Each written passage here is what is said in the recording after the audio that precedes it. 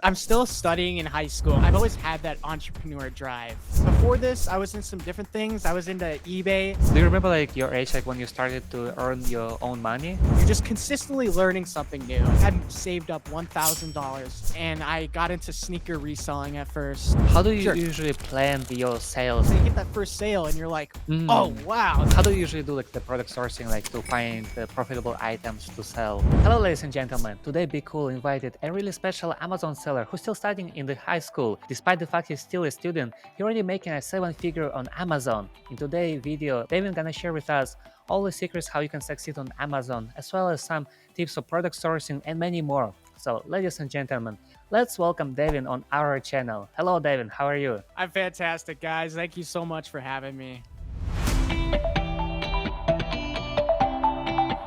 Oh, it's our pleasure to have you. Like, we're really happy that you joined our video. For the first question, like, we want to ask you, like, can you introduce yourself? Absolutely. So I'm FBA Edward. My real name's Devin, but I'm FBA Edward, and my middle name's actually Edward. So just to Mm, clarify, just so people aren't confused, that's my username that I go by on Instagram and Twitter and stuff like that. Also, like, what things you think like make you unique in Amazon business? Absolutely. So it's funny that you say that because I'm still studying in high school. I'm a senior in high school. So it's very interesting the type of people you encounter. You get different treatment. Like I'm not like a party animal or anything like that. I kind of just Mm, I do my own thing. I'm very strategic in the activities I do. I'm very dedicated, and a lot of people don't like that, but there's people that like that, and it's interesting being in that atmosphere because you're just around a bunch of different type of people, and some people like that mentality and some people don't.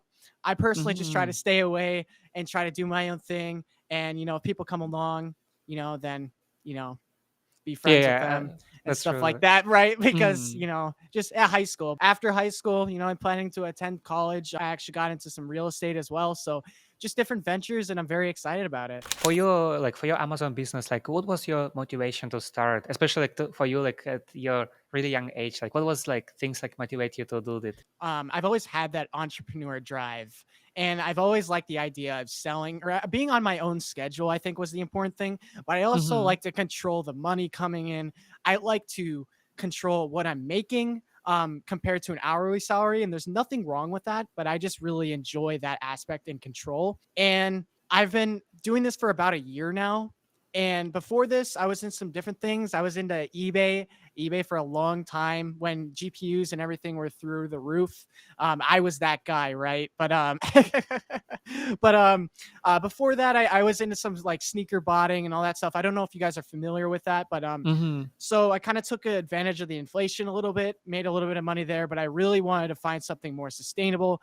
And that's kind of where I am right now with Amazon. And it's a very exciting journey. And you're always learning. That's the beautiful thing about this business is that you're just consistently learning something new. And I really appreciate that. Right, right. And like for your Amazon business, like was it your first online business, or you used to do something else like on eBay or like other platforms? Absolutely. So for e-commerce, I was on eBay for a while. I was doing chlorine, I was doing graphics cards, I was doing consoles for a while. But even before online platforms, I was always trying to sell something. I was that guy with candy at school and trying to Mm, sell it to my friends, and it was great profit margins. Everybody wanted candy because you couldn't get it. You had that guy bringing in the school, and eventually, when you get older, people kind of just stop buying it because then they can get it themselves, right? But yeah, right, right. yeah, before that, I mean, I was drawing little pictures on pieces of paper and I was selling it to my neighbors. And I just thought there was, looking back on it now, I'm like, what was I doing? But it was just really that entrepreneur drive that I've always had and that I continue to have. And that's just kind of I have so much dedication, and I'm really excited to obtain some of the goals that we're planning to hit. Okay, that's great. And do you remember like what was the age, like your age, like when you started to earn your own money? Yeah, so I would probably say sophomore year in high school. When Uh-huh. I don't know if I'm allowed to say the words, the pandemic happened or whatever, but as things were shutting down. I worked at a restaurant for a while, and I just wasn't getting the hours that I wanted, and I just wasn't, really wasn't for me. It's important to have work experience. I know that, but I was ready, and I knew I was ready to try something. So I took I think I saved up $1,000 and I saved up and I got into sneaker reselling at first, and it worked well for a while. I was really excited for it, and we just kept reinvesting the money and we were building up, and it was really exciting. And then we just obviously, after everything was kind of coming back to normal, we had to regain and we had to find something more sustainable. And that's how Amazon came to be, and more of the eBay stuff as well. And like when you start like on Amazon, like do you remember like how much money do you invest in it? Yeah, so at the time of Amazon, I had a fairly large investment of probably $7,000-10,000 that I Oh wow. yeah, so that I built up from this ventures.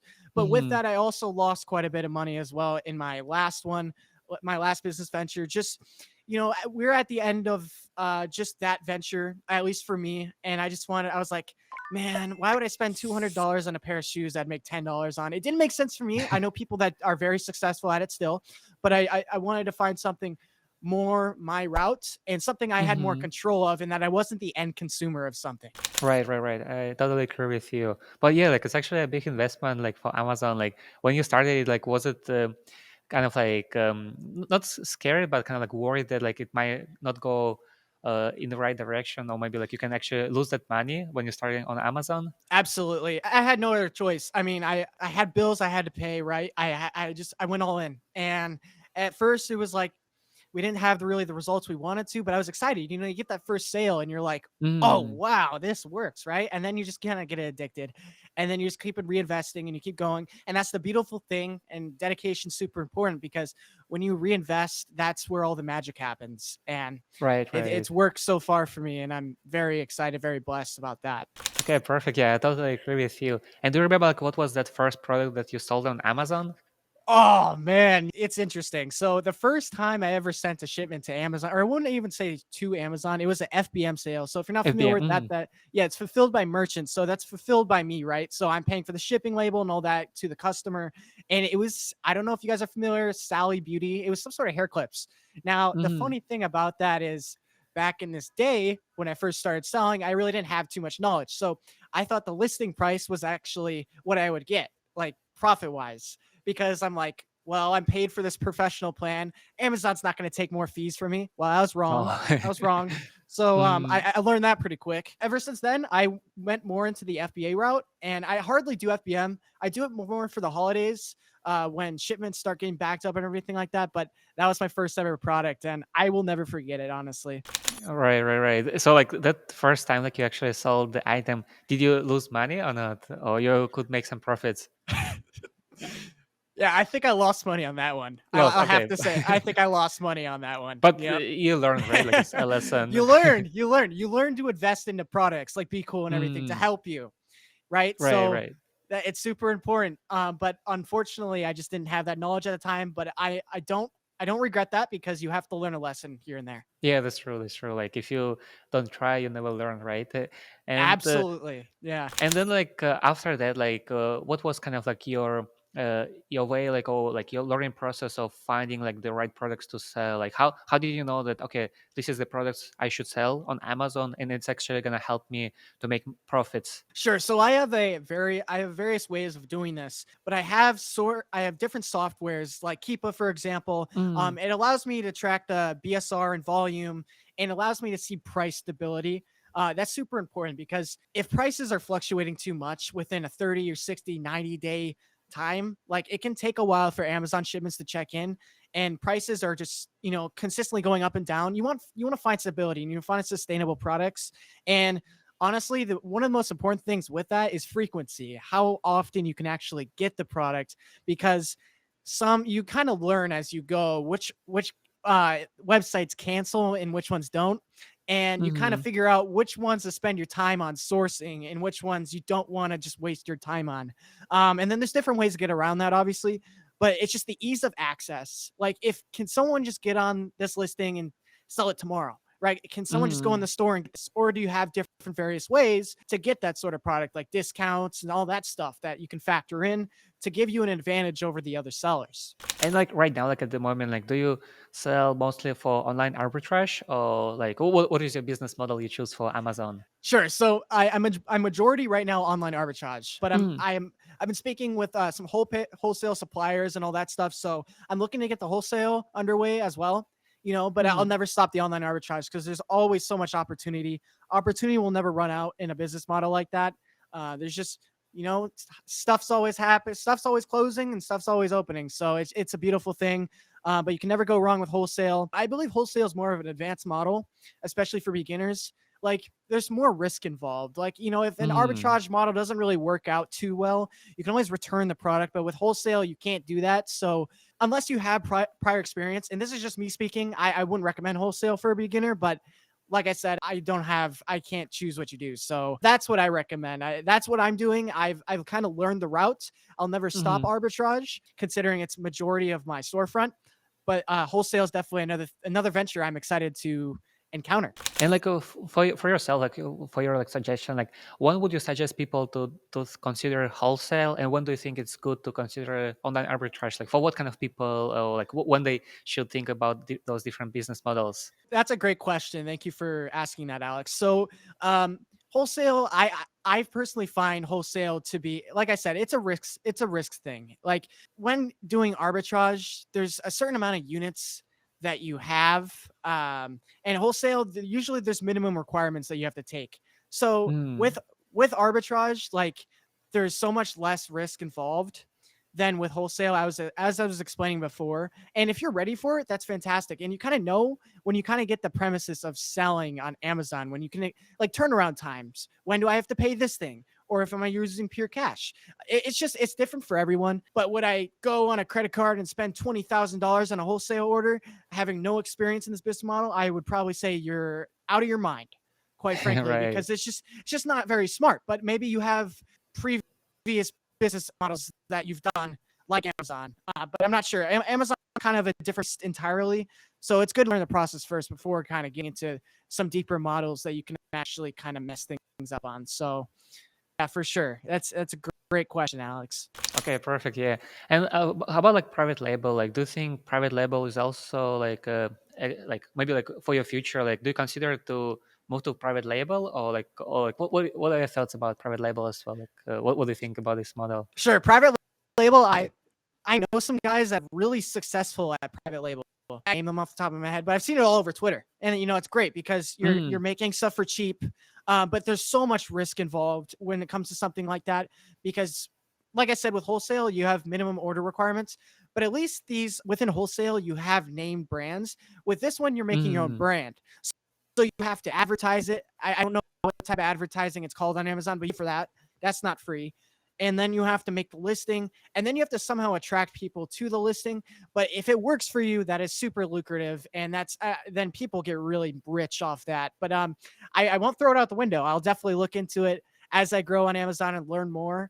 I mean, Mm. that's a huge venture that people definitely should take advantage of. But getting to learn the basics first is always super important. You can't go wrong Right. learning Right. the process first. And there's absolutely no rush, at least when it comes to me. It's just learning the process. It's a beautiful thing when you are really just like studying the arts of just Amazon in general. It's really Mm. awesome. Okay, yeah, perfect. And going back to your Amazon business, like how do you Sure. usually plan like your sales? Maybe like what kind of products you should sell, and like how do you plan like this is the products like I want to sell, and you plan your quantity and you forecast the sales. Like how do you usually do these processes? Sure. So I look at those different tools as I explained before. Mm. And the big thing is volume. Volume is super important for me because I want the products to sell in a reasonable amount of time. So I'm not paying storage fees or anything like that. If I'm using credit, I obviously have to make sure that I could pay that on time and Mm-hmm. in full, right? So you have to plan out, and that's different for everyone. People's payments are due different, right? So you have to like kind of plan out. So at the start of the billing cycle, that's pretty much when I buy a lot of my inventory, because on Amex Plum or something like that, you have 60 days usually to pay back the full balance, right? So that's an advantage right there. But there are some different other cards that you can use that give you good tools, but it's different for everyone. But frequency, the products is super important. And then the price stability to make sure you're actually getting a return on your investment there. But the volume's huge for that. If you it's good turnaround time is super important. Right, right. Yeah, I agree with you for that part. And like for yourself, like during the year, like let's say like for Q1, for Q2, Q3, Q4, like do you have like different strategies or like different planning for those different seasons? Yeah, absolutely. So Q3 and Q4 are really big months. Like in December, Hmm. especially November, even because you have Christmas coming up and just different holidays coming up, and people are spending their money. People are going online and getting holiday presents. So during this time, I like to buy a lot of toys. Toys throughout the year aren't really. I mean, there's probably some great leads out there, but especially you can see while you're looking at the Keepa specifically that tool, you can see price spikes through those months and you can kind of plan for those months ahead of time. So I know guys and I know myself, we buy months ahead of time before all the websites get slammed by the same resellers and stuff like that. And we have capital to hold on to that to make money on those investments. And then obviously after holiday seasons, those leads will go back to normal. But the reason why the prices spike is because Amazon themselves can't stay in stock. So you have the third party Hmm. sellers like FBM and FBA sellers that control the buy box. And Amazon has no choice just to give the buy box to us because they want their products to sell, right? Because that's money for them too. So prices just spike throughout the roof and you're paying a lot more than you should. I'm not complaining about it. Those are big seasons and very important seasons to plan for sure. And like, how about like low seasons? Like, let's say like in Q1 or Q2, like what things you usually do? Like when is there's like not as great sales as in Q4. Since I've only been doing this for a year, I can't say that I Mm. have multiple experiences throughout the months. But what I do notice is Q1 usually is a little slower. Not too bad, not too much slower, because throughout the year it's pretty good. But Q1 especially because people are just getting from Christmas. People don't really need to buy too much. But it Mm. starts to pick up again in Q2, Q3, and all that. And then you obviously have Q4 again. But throughout those months, Amazon sellers especially shouldn't get discouraged because it's just reality is that people just spend all their money for Christmas and everything like that, and they're just reallocating their funds and everything like that. So throughout those months, I try not to take sales personally. Some days are fantastic and some days are a little slower, but that's part of it. Yeah, you try not to let it get to your head because if you do, you're just going to live a sad life. It's just Right, right. you can't just be happy for good sales days. We all have good ones. We all have uh, we could do better, right? So it's just very important to have a good mentality. Yeah, but you cannot compare like Q4 and Q1, right? Like Oh you yeah, cannot yeah, yeah, expect yeah, like the yeah. same sales. Q4 is definitely a lot higher than Q1. I will just Yeah, say yeah, that. yeah. Okay, Oh, for yeah, sure. perfect. And then Yeah. like for your day, like how do you usually plan your day? Like I said, Amazon seller, like what things do you usually do like during the day, and how do you make sure that you have a productive day? I'm pretty much an average guy. I'm like everyone else, but I will say as an Amazon seller, you wake up and it's a horrific habit to have, but you wake up and you check your phone, and the first thing you open is the Amazon seller app. I Yeah, know it's a bad habit.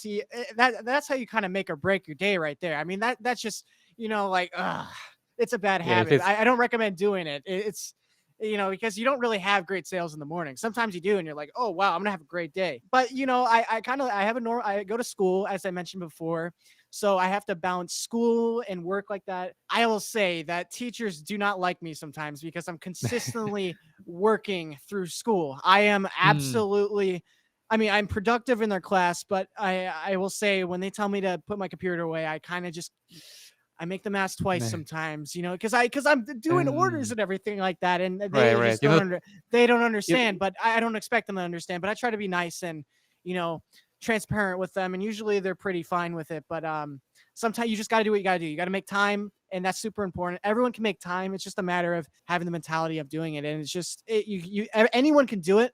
It's just a matter of just having, as I said, the mentality. I know I said it a lot, but of doing it and going to school. And I've also balancing the real estate that I'm doing. So we have a lot going on, and we're also trying to stay healthy, working out and everything like that. So there's a lot going on that I do. And then if it's a productive day, I will smoke a nice cigar to celebrate the day. I will mm, just that's kind of how I ease myself. Some people do other uh, things, but that's kind of just how I like. I'm like, all right, I'm done for the day. Check out. This was a successful day, and I will have a nice cigar, and that's just what I do. yeah, it's like how you treat yourself, right? Like nicely, oh, like for a Absolutely. great day. So, and I'm kind of curious, like how do you manage like balance like your personal life, like Amazon business and the school, and make sure like it's all kind of like in a balance? Oh, yeah, yeah, yeah. That's a great question. Alex, because I'm trying to figure that out. It's a matter. I'm not a perfect person. I would Mm, never say I'm a perfect person. I mess up a lot, but when you work too much, it has negative consequences in some of your external relationships. You kind of learn, but if you don't work too much and you kind of have more fun, then you kind of start to see your wallet kind of diminish into pieces. right. So it's a matter of staying on task, but rewarding yourself by having fun too. And I'm still learning that. I find myself to be more of a workaholic, but to Mm, me, this isn't work. To me, this is a hobby, and other people might just think it's just like, oh man, he just works too much. But I love the process. It gives me a boost throughout the day. I'm like, yes, I did something well. I'm not a perfect guy, but I recommend you have balance. And if you find a good balance, you'll have a fine life. I will just tell you that. yeah, right. I agree with you. Thank you for sharing that part. Sure. And Yeah. like for example, like for your like teachers, like how do they usually react like when they know, oh, you sell on Amazon and maybe you're actually making like even more money than they earn? Like how do they usually take it and react it? And do they get actually, I don't know, like maybe like jealous, or maybe they not happy with it, or like Yeah. how does it So usually? Well, as I said before, high school is interesting. These teachers, they're great people. They take the time out of their days and, they try to educate students. I like to present myself as humble as possible. I don't like Mm, to tell people things that I do because I don't want them to treat me any differently. Because people find out on their own. I mean, people started finding this out throughout I started going to this new school last year. People really didn't know me too well, but I kind of present myself in a way sometimes where, he drives a nice car, he has a nice watch on. What the hell does he do? And mm, I don't try to do that flashy stuff. It's for me, right? So, but when people find out, they tend to treat you differently, and you kind of have to filter those people. Like, okay, would they be friends with me if I wasn't like this? And with teachers in mind, teachers don't really know. There's some teachers that know what I do, but I don't like to. I don't like to talk about it, honestly. I just kind of like to mm. go there and be like an average guy, right? And Right, right. sometimes once in a while some guy will be in class and just say something like, oh, he makes a lot of money, blah blah blah, and then I'll get a ton of. I hate that attention. I hate it. That's why I don't talk about it, because it's just I don't like people to look at me like that. I find it just like, ugh. I wish there was Yeah. a better I wish there was a better way to put that, but that's kind of how high school is for me right now. And more people than ever are kind of finding out what I'm doing. And you know, I get a lot of DMs, believe it or not, on my page, and they're like, "Hey man, how do I do this?" Blah blah blah. And Oh. quite a few times I have tried helping people, but most of them don't have the drive to actually Mm, do it. And so now I'm wasting my time trying to help you. And I love helping people. I love talking about it when the time is right. And I love seeing people succeed. That's my biggest thing. That's why I kind of do the reels on Instagram and the cheesy videos that I do, because I like to help people and I like to be there for people. But it's mm. just a matter of, are these people actually serious about it, or are they trying to just get a quick buck and use me for that? So that's just how it is. I'm still trying to filter that out, but it's tricky sometimes, I will be honest. Yeah, I agree with you. And yeah, here like I think comes like an interesting question, like why do you think a lot of people they actually fail on Amazon and cannot succeed? Like what do you think like the main factors or main things that like let people fail on Amazon? Yeah, great question. And I honestly personally believe it's a lack of motivation. That's a Mm-hmm. huge thing, because you're not going to start out making $100,000 a month. It's just not possible unless you have the capital and you have the previous. And either way, you need experience. Everyone has their own learning curve on Amazon. It might not be the same for people because people might have prior experience, but it's a matter of having that drive, right? And a lot of people fail to adapt. There's businesses that fail to adapt all the time, and that's why they're out of business. It would be Mm, like me creating a business selling newspapers. Now, that business wouldn't be obviously super successful, right? Because not many people are reading newspapers anymore. There's right, iPhones, right. right? So maybe some of the older generation will read that, but eventually that business will die out because for obvious reasons, right? So it's a matter of adapting to what's working and adapt and kind of just being flexible, like changing, like, okay, like, well, this isn't working, so let's try something else. And kind of spreading out your eggs. You don't want to throw all your eggs in one basket, Mm-hmm. but spreading them out, that's super important. So you can kind of figure out what works. Okay, perfect. Yeah, thank you for that sharing. Like, I think it's Sure. really useful. And then, like, how do you think Amazon changed you, like, as a person? Yeah. So I really believe Amazon has changed me in a pretty good way. I have better money management skills than I did before because I see money coming in, money coming out. I learn different expenses, and it's allowed me to grow, but it's allowed me to have a better mentality just throughout life and just appreciating the Mm, little things too that people kind of take for granted of on a daily basis. You never know. But before Amazon, with the sneaker botting and all that stuff, like I was seeing money I've never seen before, and I was just spending on stupid stuff. And you tend not to appreciate that until like it's all gone, right? So I overcame my failure, and I grew a successful e-commerce business that's well over seven figures in business, and I'm very proud of it. And it's I don't like to state that, but I think it's important because I hope people trust what I'm saying. But it's allowed me to have overall a better mentality, as I said before. right, I agree with you. And then like, what do you think is the key factors like to succeed on Amazon? Sure. So the key factor, once again, as I said, it's drive. It's just Mm, perseverance. It's having the mentality of, okay, today was bad, but how can I take today and make it 1% better so that I can do better tomorrow? Because if you really just stop for a second and you just look at what you did, because everyone makes mistakes on a daily basis. If you take what you did and you just make it 1% better, it's 100% success rate. Some people have longer journeys, some people have shorter journeys. But the thing is, you cannot compare your business with someone else's business because everyone has different issues and everyone has different everything, right? So it's all about you. You compare yourself to yourself, and people get stuck up in comparing themselves to these big dogs that have been doing it for years, making hundreds of thousands of dollars a month. And why am I only making five? Well, mm. stop comparing yourself. Just take what you did and just review what you could do better, and you'll grow. I promise you, you will grow every time. That's what I can promise you. Yeah, you just need to like go like step by step, like and grow like Absolutely. little by Yeah. little, right? Yeah, yeah, and everyone has different learning curves. Everyone makes Mm, mistakes. I've made stupid mistakes, like as I said before, like the listing price. There's prep fees and all that stuff, and I wasn't aware of that. I obviously lost money on that, but I mean, it's just a matter of learning. Now, maybe someone right, else knew right. that already, but they also made a different mistake. So everyone has their own journey, and that's what's super important and super amazing about this business model, in particularly. Yeah, you should just take it as like you pay for the classes, you pay for the lessons, and the money you lose, the Absolutely. time you spend, it's kind of like your Oh lessons, yeah, right? yeah, and it pays off in the end because you learn, and you have to Mm, pay sometimes to learn, and then once you learn not to make that mistake again, and then another mistake will come along. But it's just a matter of like knowing you're gonna make a mistake. It's just yeah, that you right. just don't know when, right? Because And if you did know when, then you wouldn't make the mistake, but you wouldn't get better. And part of success is having failure, and not a lot of people talk about their failures, but failure is very important to success. right. And if you can, you should actually learn on some other people failures, right?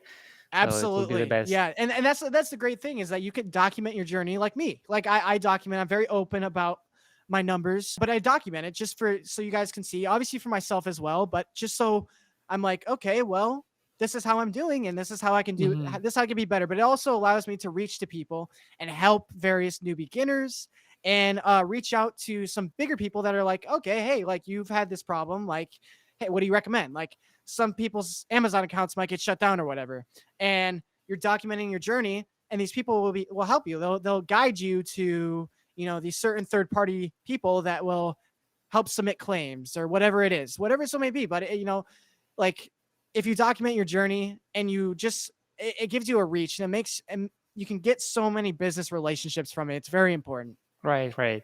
And then like for your own Amazon business, like what do you think is the hardest thing or like your biggest challenge like on like daily base or like usually like what kind of like difficulties you encounter for your Amazon business? Sure. So I've built my business in a way where I'm not doing too much. I am doing work, but I have to manage a bunch of people. I have about 7 or 8 VAs, so not too much, but I have to make sure they're doing their tasks that we agreed to, and that I'm obviously paying them and everything like that. And I have to review their leads and everything like that. And I have to explain to them. Sometimes I have to jump on a call with them to see like, oh, hey, what's going on? Or like, hey, you're doing a great Mm, job. Let me give you a bonus. When you're managing someone else, you have to remember that someone else's life can depend on your payment to them. So it's not so much a numbers game to me. It's a matter of how can I make you better? And when I have that sort of stress on my mind every day, it can get to me sometimes because I want to make sure everyone's happy. But sometimes in business, you can't make everyone happy. And that's just the thing. So I think the biggest challenge for me can be managing people. And how do you make sure that you manage them like in the right way? Like how do you manage them like that it's actually going to be good for your business? Because I think it's Sure. actually pretty hard to manage like 7 or 8 people, and like along the way, I guess like there's like some mistakes you can make, or like sometimes like people are just not finding what you're looking for, or like they don't do their own job, right? So how do you find the way like to manage them in the way it's actually going to be helpful for your business? Right. So a good thing to remember is that these people are humans too. They're just Mm, from where I'm hiring them, they're from a different country, but I have to make sure I respect everything. I make sure that I'm giving them the respect they deserve, um, and like that I give them chances, right? So that I allow them to be the best they can be, and provide the best service they can to me. And if it doesn't work out, then obviously termination, everything like that. But mm, usually, I don't have that problem because we have great I have a team and we have a great training program. So a lot of experience they already have, but we give them training for and the criteria that we need so that they can perform to the best of the ability that they can. And then we obviously pay them well so that they are very motivated to stay and do well on the job for sure. And that's super important. okay, perfect. So like what kind of jobs do you outsource usually? Like is it like product sourcing or some other parts of the job as well? Sure. So a lot of jobs that we outsource would be the product sourcing itself. Mm, And then I have a VA that does some of my claims. So if something gets lost on Amazon, they submit my invoices that I had for that product and they submit it to a third party. And that third party allocates those funds for reimbursement. So Amazon can send me my reimbursement, obviously. But mhm, that's super helpful because I don't have to track the invoices myself. But the big thing is time. And allowing these people to do certain tasks for me gives me so much more time flexibility. Now, one thing I'm looking to outsource, I just haven't really found a way to necessarily do it in the safest manner, would be obviously buying the product. I don't know if I can mm. necessarily trust someone with that, but I With your mean, own I would money, love. right? Right, right, right. You never know. So, but that would be another thing that I would love to outsource, and that would give me so much more time because I find myself to be buying all the products, obviously, and I may not be finding the leads or really reviewing the leads. I just kind of get the links and ASINs and all that stuff. But if I can find some, that's probably my biggest goal right now is to find some sort of purchaser that I can trust. That is a human being and wouldn't spend a ton of money on it. What like that's just that's an entirely different beast. You got to trust someone with that, and that's something that I have to learn. But I don't want to make a bad mistake by doing that. But that's a goal that we have in mind for sure. Right, right. I totally agree with you. And then, Yeah. like, what kind of things you think you should not outsource because you have like product sourcing and also like IP claims, like maybe purchasing, all those things you can outsource. But like, what things do you think Amazon business owner need to do by themselves? Well, I think for everyone, hiring a virtual assistant's great. It's fantastic. It allows you more time.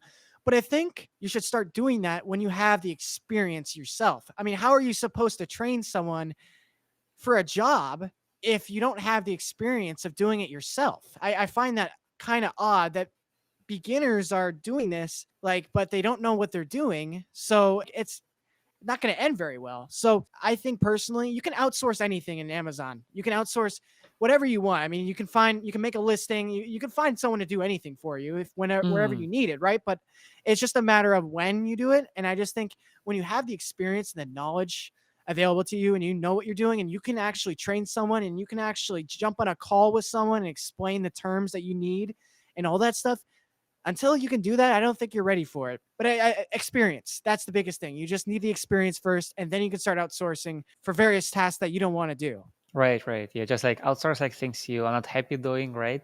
And do Exactly. Yeah. things that actually make you happy. Yeah, Right. okay, that's great.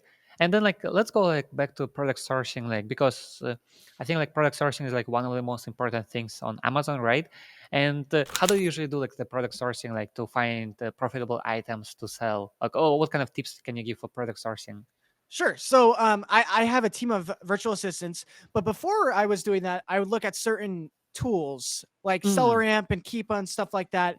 And I'd look at product velocity, as we talked about before, the Keepa chart, price stability, all that stuff, how many units are selling in that month, and mm. how many, who's winning the buy box, because that's super important. Are FBA sellers winning it? Is Amazon on the listing or not? A ton of factors that go into it. But now I have all of that stuff, and I kind of make a criteria for the virtual assistants that I hire, so they know what to look for, so they're not wasting their time. At the end of every day, they'll submit those lists to me, and then I will review them, and then I will just say if this is a good one or a bad one, and then we'll kind of talk about it. We'll kind of have like a weekly gathering of like, hey, how was our week, right? So, Mm, and that's super important. If you can make a great if you hire a virtual assistant, if you can have a great connection with them, they will just be more motivated and loyal to you. And like I said, it's another human being, so you just got to treat them with respect and everything like that.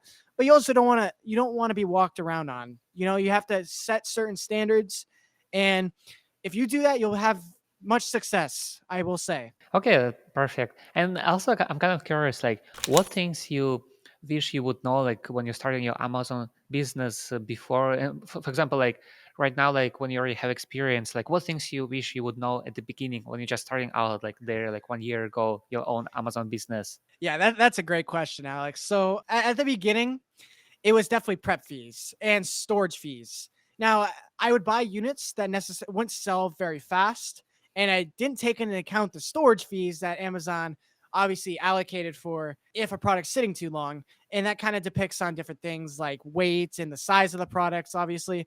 But I didn't really account for those. I'd like, oh, well, if I just set it in, like it just sits for free. Nothing's free. Nothing. I've learned nothing is free. You're always paying for something, and it's always coming out of your pocket, especially on Amazon. So I love Amazon, but you kind of have to make sure that you know where your money's going. And Mm, if you guys didn't know that already, if there's some new people watching, make sure you're kind of eyeing down the storage fees and buying not too many units, so you're not having too much in storage for sure. right. Just make sure that you will be able to sell all of the things you Absolutely. buy, right? Yeah, for Mm. sure. For sure. And let's say like if you want like maybe like let's say like your friend or maybe like your classmate like want to start Amazon business in 2023, like how much money you would suggest them like to start with? Sure. Yeah. So honestly, you can start with like $100, right? Maybe even less than that. I mean, there's different types of Amazon sellers. I recommend the professional plan, $40 a month. Otherwise you're just kind of paying way too much in fees in the long Mm, run. So I honestly, I mean, a little, probably more than $100. And I recommend several factors. First of all, I recommend BQool. And I don't just say that because I'm on the podcast. I really believe in BQool and all the extraordinary work that they do, because it allows you so much time and flexibility. And instead of actually having to manually reprice your listings, it's automatically done for you. So you can be in class, you can be sleeping for God's sake and making money because of the amazing software they made. It's outrageous. I don't even know how you guys did it, but it's a great idea. I mean, you guys did very well. But yeah, it's a matter of just buying the tools. And if you don't buy the tools that are going to help you, then you're going to have a way harder time in finding success for sure. yeah, right. I agree with you. And let's say like if you starting over again like on Amazon, like how much money would you spend like for inventory? How much money would spend for different softwares, and what softwares would you use at the beginning? Because I think it would be quite useful for people when they just starting out, right? To know this Absolutely. information. So I would never cheap out on the tools. Tools are what give you the options. You want as many tools as you can to make money. If you cheap out on the tools, then you're not going to have great success in the inventory aspects. So the most important thing is the tools. And as I said before, Be Cool is an absolute and essential. I recommend Keepa just so you can just analyze the price stability, and then Seller Amp to see like product volume and all that for throughout the month. If you have that stack of three, I mean, you're just all set. You cannot cheap out on the tools. Tools are what give you the resources and knowledge to know what products are good or not. And then you can spend the rest on inventory. But just making Mm. sure that you really spend the money on the tools first is super important, just so you have that aspect in mind. Okay, perfect. Yeah. And then like how do you think you actually can scale up on Amazon? Like what things you need to know or to do like in order to be able to scale up on Amazon and make more money? Sure. So, if you want to scale up, one thing that you really have to do is reinvesting your funds. Now, obviously, as I explained before, having the proper tools and everything like that, and having experience just comes with time. But if you're reinvesting your funds and you obviously get more capital, maybe through an Amazon loan or just whatever line of credit, then you're obviously going to make that bubble even bigger anymore. Like it's just a matter of reinvesting your funds, and then you'll see bigger months and you'll be very happy. But just definitely don't cheap out on those tools because that's very important for scaling for sure. And just allocating on how much of inventory to buy, when to buy it, and what to expect. Because if you have these tools, you should have no issues. You'll know what to expect because you're looking at the price history and everything like that. Right, right, right. And then like when you personally started to use a repricer. Sure. So I actually started with BQool. I started 1 month in to answer your question, and I jumped around a little bit to different ones, but BQool stuck out to me for various reasons because the AI, the amount of just the custom settings you can do is just amazing to me. I tried various ones and nothing really stuck out to me like BQool. And the pricing is just super fair. I mean, I honestly, if I'm being frankly honest with you, I think BQool should be priced more per month because it just performs Mm, so well. There's so much to do with it. And I've never looked back since. You need a repricer, especially when you start getting thousands and thousands of listings like these bigger mm, guys, and myself. There's just no way unless you're sitting on a computer all day, which just no one has time for, right? But if you have AI, which you guys do, which you guys implement super well, and you have that aspect, you're going to see very great results. And definitely repricers are super important for scaling. But not only that's when I started it, and I haven't looked back since. It's such a necessity. yeah, thank you.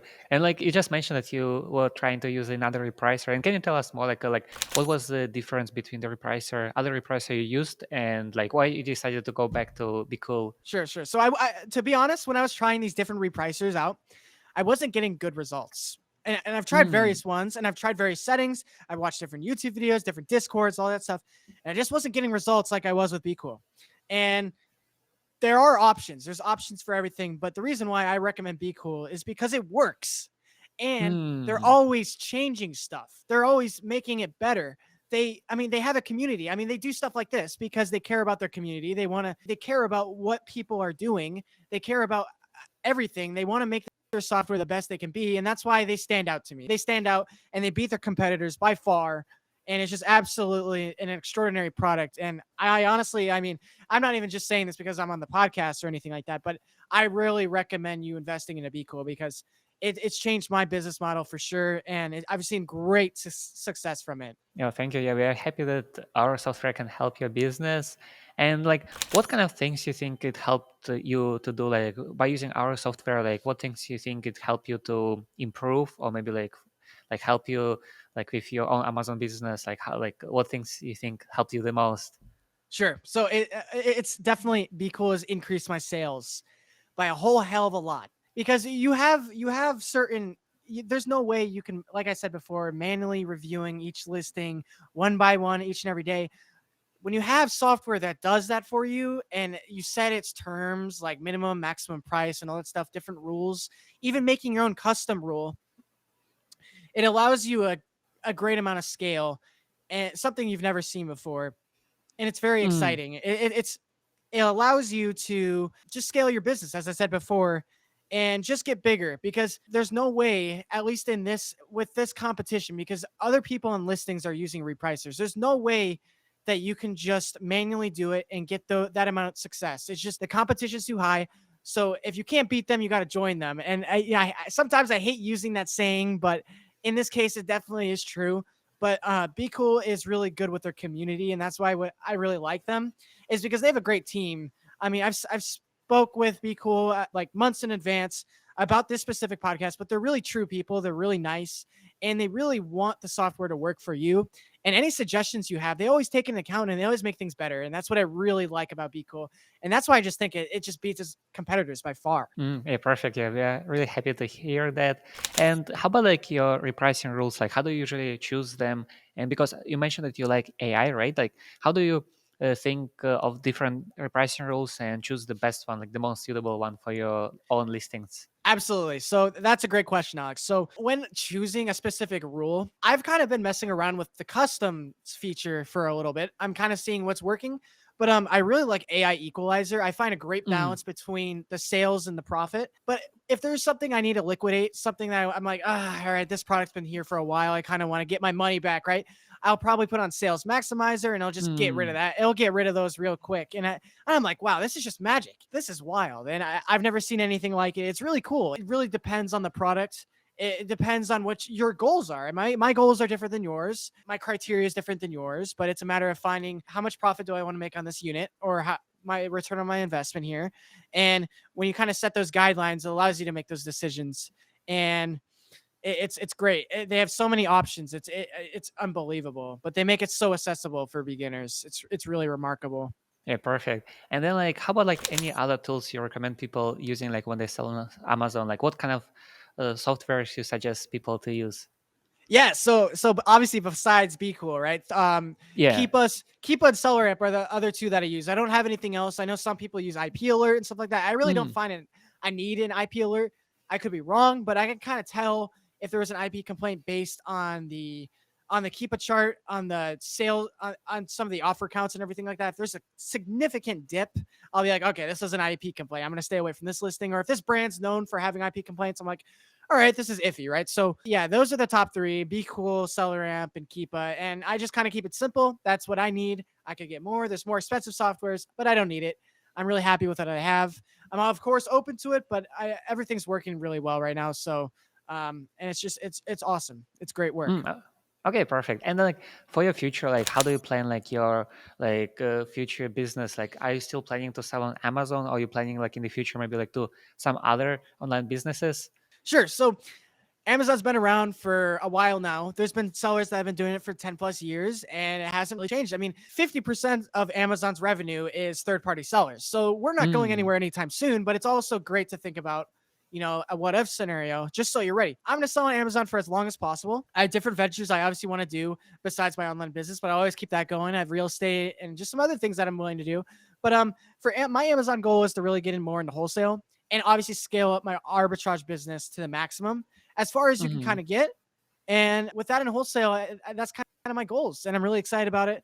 I'm really dedicated, really looking forward to it. And I'm excited for the challenges that I'm ready to embrace. It's going to be very exciting. Yeah, I totally agree with you. Yeah, and we talked like about like OA, right? Like wholesale, private label. But what are your thoughts about like retail arbitrage? Like, what do you think? Like, is it also a good model to use for Amazon, or like you think it's like what are you thinking about this model? Yeah. I know very successful retail arbitrage people that do it, and that's great. I've done it quite a few times. I haven't really had too big gem just because gas prices are they're not the greatest, right? So, but that comes into the cost of business. So you're thinking about driving, putting miles in your car, all that stuff, and I find it more worth it to just ship it to my prep center. Instead of going and just taking that risk into finding something, and sometimes it works. Now, if I'm at a store, this is just a Amazon seller. Ready? We're that guy, in the corner, just looking up each product. You're like, all right, what can I make money on? I am that guy, and I'm proud of it. The employees are like, all right, what are you doing? Get out of my store. But I'm like, Mm, all right, well, it is what it is. But yeah, retail arbitrage is fun, especially like if you're just at a store. But there's very successful people at it, and you can always do all four business models. I mean, there's nothing stopping you. Just right, allocating your right. time and resources. I feel like it's more worth it for me to do online arbitrage. But nothing. I have nothing Mm. against retail arbitrage or anything like that. I think they're great business models, frankly. Yeah, you can see like what works the best for you, or maybe you just like living next to like Yeah. a store. Like maybe it's like you just need to go Oh downstairs yeah, and you yeah, got yeah. it. I mean, absolutely. I mean, if I live next to a Walmart or like a Big Lots or something like that, I mean, if I just walk there, I mean, there'd be no reason not to. Worst case scenario, you just walk there and just kind of wasted 10 minutes. But I mean, at the end of the day, I mean, that's just such a it's just fun because there's always Mm. there's always that because I have had that spark and excitement of I'm like, wow, I just found this in store. Yeah, and then you kind of flip it on Amazon. It's fun. It's fun. It's just for me, it's just not super sustainable because kind of like it just depends on the day. I kind of like to find more sustainable lines for me, but that's just me. And some people are very great at it. They have it all figured out. They're like, this store gets this store gets this on certain days. I don't have that knowledge yet, but that would be great. That would be great to learn. I'm sure that those people are doing very well. But Okay, yeah, perfect. it's fun. And can you tell us more about your lead list? Because I know that you help people to find like some products, right? Like, can you tell us more about that? Sure. So my leads list, Illuminate Leads, we intake beginners and we give beginners a chance to kind of see what good products are on Amazon. Now, obviously, our main goal is for you to leave, for you to get big on your own, and you have the right. We're kind of looking towards beginners that just really don't know where to start, and that's super important for us because we want you to learn the process as much as we want you, as much as you want to learn, right? So the great thing about us is that we kind of show you what's good. We have different tutorials in Discord and all that stuff, and we provide you with the leads, obviously, and then you get to look what to look for. You're like, okay, this is kind of what they're doing. So then eventually you can kind of go off on your own and do your own thing. It's kind of just a little jump start for the beginners. And that's kind of what we stride on. We're not really an advanced and intermediate group. We just kind of look towards to help the newer people that kind of need help. They're like, well, where should I start? And Eliminate Leads is a great place for you. Perfect. Yeah, we're gonna make sure to include those links so people can go and check it out and see like if Absolutely. Yeah. I'll send you over those links and you can include those for sure. perfect. And what do you usually like to do like in your free time, like when you're not selling on Amazon? Like, do you have like some hobbies or things you like to do? Yeah, absolutely. So, I like to read. Reading's a big thing for me, Mm. but I also like to learn different things that I can do better on my business. So when I'm not working, I'm working, right? So, but I like to golf when it's nice outside. I mean, I live in Wisconsin, so it's kind of cold all the time. But you have those nice months where you can kind of get out and you do a little golfing. But as I said before, I'm starting my real estate venture, and that'll be very interesting. That'll take up a lot of my time. And then I just kind of hang out with some friends, and we kind of do whatever. We talk about business, we talk about our lives and stuff like that. Yeah, just like a regular person. I'm really no different. I just kind of enjoy my free time like anyone else, go on walks, stuff like that. Get exercise, all that stuff, and it gives you good balance, and it kind of keeps your head like straight in a way. Like if you work too much, you're just gonna kind of miss what's around you, and what I mean, the things around you is what matters. But Yeah. it's fun. Make sure to take time for yourself too, and time for others. That's very important. And like, how to make sure, like, how do you personally make sure that you're not gonna burn out? Because I think it's the worst thing that might happen like to people, right? Like, how do you make sure Yeah, that you actually won't burn out and like start to hate this like whole business and like won't yeah, be yeah, actually yeah. do anything? Well, a good thing to think about is people burn out usually when they're not having success. Mm. And the thing is about success is it's not given, it's earned. So success is earned, and when you have goals that you're chasing, you will never burn out. And maybe that's a numbers thing. Number goals are good, or maybe it's just like a spending goal, or maybe it's just like this many sales per day, or whatever it is. Especially in Amazon, people get burnt out for those things. And if success was easy, at least in this space, everyone would have there would be no such thing as success because everyone would be equal, right? So that's the beautiful thing is that you can learn so much, but when you're learning, it gives you the drive and motivation to want to be like that. Not that you're comparing yourself to other people, but in a positive way. You're like, okay, this is where I can get. So how do I get there? Hmm. And then you place and you write. I personally like to write down my goals, and I like to really document it. And I like to make posts about it just so I'm open about it. And it helps me just stay driven. And I also stay driven because I like to help people. And if I'm helping someone, I get messages all the time. I'm like, thank you for helping me. And I'm like, wow, I don't think I deserve that because I didn't really do too much, but they were watching my reels and it really did help them. And I'm like, wow, like what I'm doing actually has some sort of impact. And, that's the great thing. And that's what I really strive for. It's not for myself really, but just helping other people, making a couple extra bucks, to help them out. And that's fantastic. And I love that. Yeah, perfect. Yeah, it's always the best when you can give back to the community, right? Like help someone else and Absolutely. Yeah, teach yeah. someone, like pass the It's knowledge, really pass the remarkable. Yeah, for perfect. sure. And also, like for people, like where should they go and follow you? Like, what kind of like social media you have? Like, so like if someone who watched this video, they want to get in touch with you, find you, like where they should go to find you. Absolutely. So I have a YouTube, it's FBA Edward. I also have an Instagram, that's FBA Edward. And my Twitter's FBA Edward as well. So very simple, made it very simple for you guys so you can find me. And I believe the links are probably down below on this video or podcast or whatever. So you can find me on there. And if you have a question, I'd be happy to answer. And I love interacting with you guys. I mean, I love answering questions, anything, honestly. We've all been there. We've all had those types of beginner questions or maybe more advanced questions that you need help with. And I'm not an expert by any means, but whatever I can help with, I'm happy to help you.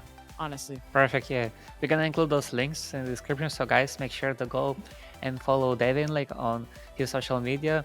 And yeah, we're getting to the end of our interview. Like, thank you so much for this great time, like for sharing like all of those tips and strategies for Amazon business. It was great. So yeah, thank you so much, Devin, for that. Absolutely. I mean, Alex, I mean, thank you for having me on. You guys are absolutely wonderful. I mean, great team here, great product all around, do great for the community. And I think you guys are best off getting BQool, honestly. Hmm. Thank you so much. So we're gonna see like maybe like next time like what other topic we can have the interview about. And until the next time, I guess like we'll see you again, right? Absolutely. You guys were Okay, wonderful. perfect. Thank you so much. Thank you. Okay, see you.